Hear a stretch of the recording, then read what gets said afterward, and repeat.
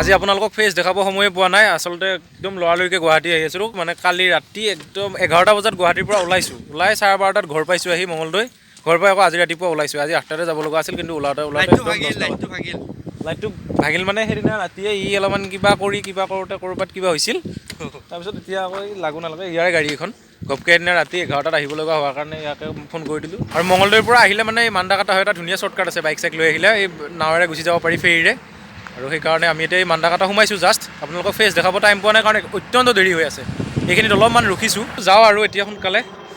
গৈ আমি এইফালে নাৱেৰে ব্ৰহ্মপুত্ৰ পাৰ হৈ তেনেকৈ গুচি যাম তাকে গাড়ী চলাই আছোঁ কাৰণে আৰু আপোনালোকক হেৰি কৰা নাই মিউজিকৰ ছেটআপটো ঘৰত আছিলে চিম্পল ছেটআপটো সেইটো লৈ আহিলোঁ মানে এই ডাবিং চাবিং কৰিব লগা হৈ থাকে কাৰণ এতিয়া আৰু মই এপ্ৰিল মানলৈ ঘৰত যাব নোৱাৰোঁ আৰু এবাৰ চ' বাই বাই যাওঁ আকৌ গুৱাহাটী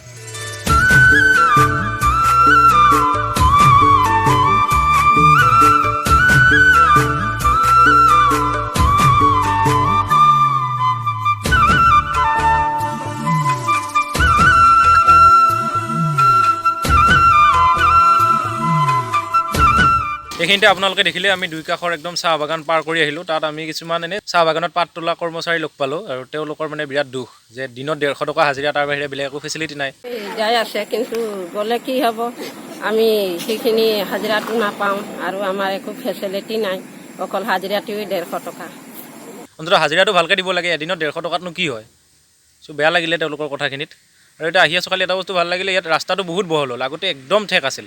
ইমান বহল হ'ল মানে ধুমুহাৰ গতিৰ ৰাস্তাৰ কাম হৈ আছে পাহাৰৰ মাজৰ এইটো ৰাস্তা একদম ঠেক নেটৱৰ্ক নাপায় আগতে একদম ডেঞ্জাৰ এইখিনি জেগা নেটৱৰ্ক নোপোৱা হৈ যায় লুটপাট হৈ যায় ৰাতি আহিব ভয় লগা এতিয়া ধাবা চাবা হৈছে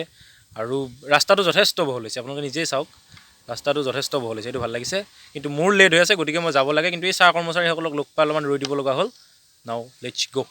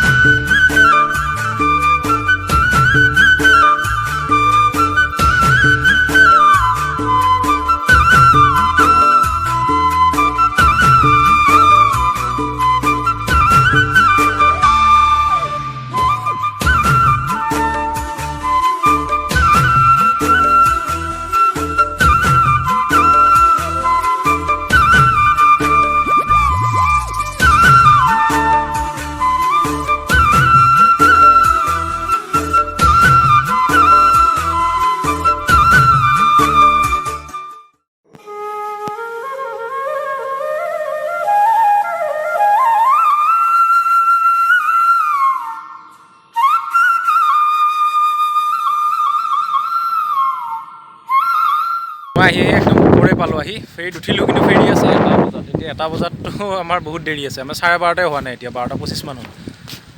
আৰু পিছফালে সেইটো উমানন্দ পৃথিৱীৰ ভিতৰত আটাইতকৈ সৰু নদীদ্বীপ তাৰ ওপৰে ৰ'পৱে লাগি আছে এতিয়া 1টা বজাত পাৰ হওঁতে বাৰু বেছি টাইম নালাগে ক'ৰবাত 10-15 মিনিট তাত পাই যাম ফেঞ্চি বজাৰত উঠিবগৈ কিন্তু মোৰ দেৰি হৈ গৈ আছে আৰু সেইফালে মই 10টাত তাতেই পাব লাগিছিল ওলালোঁ 10টাত ভাড়া 10 টকা এখন স্কুটি আৰু মই দুজন মানুহ 10 টকা হ'ব আৰু ভালে বে আমাৰ নিচিনা দুখীয়া মানুহ ভালে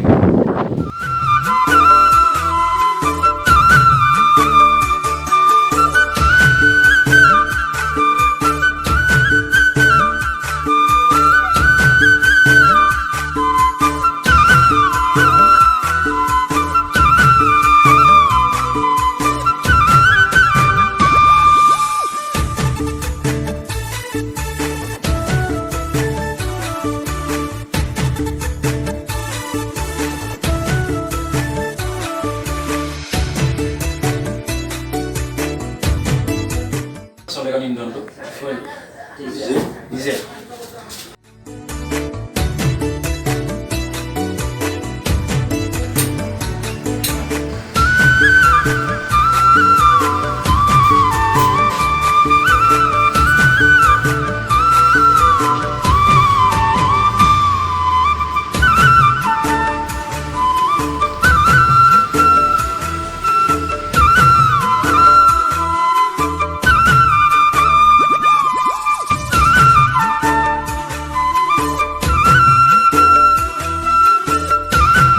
সেয়া দেখিছেই এইখিনিত এখন নতুন দলং হ'বলৈ গৈ আছে ব্ৰহ্মপুত্ৰৰ মাজেৰে উত্তৰ গুৱাহাটী আৰু ভৰলুমুখ সংযোগী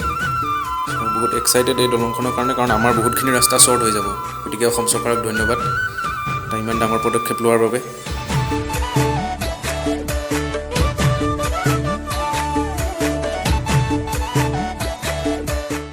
আৰু ফেঞ্চি বজাৰ ঘাটত নামি এতিয়া আকৌ এবাৰ চলাইছে চিটিত গাড়ী চলাই মই একদম বেয়া পাওঁ সেইকাৰণে ইয়াক দিছোঁ আৰু এতিয়া আহি আছোঁ পাঞ্জাবাৰী মোৰ একদম দেৰি হৈছে কলাক্ষেত্ৰৰ ওচৰত মই থাকোঁ তাতে কাম চলি আছে মই একদম ৰাতিপুৱাই পাব লাগিছিল গতিকে এয়া বেডিং চেডিং এনেকৈ লৈ গৈ আছোঁ আৰু একদম এপ্ৰিল মানতে আৰু ঘৰলৈকে যাব পাৰিম আৰু দেৰি নকৰোঁ গৈ থাকোঁ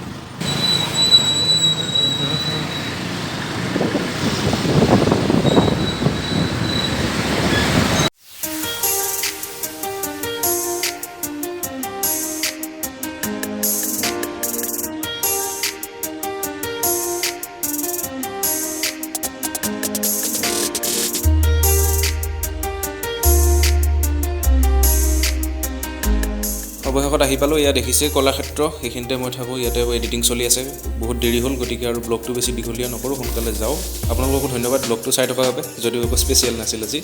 থেংক ইউ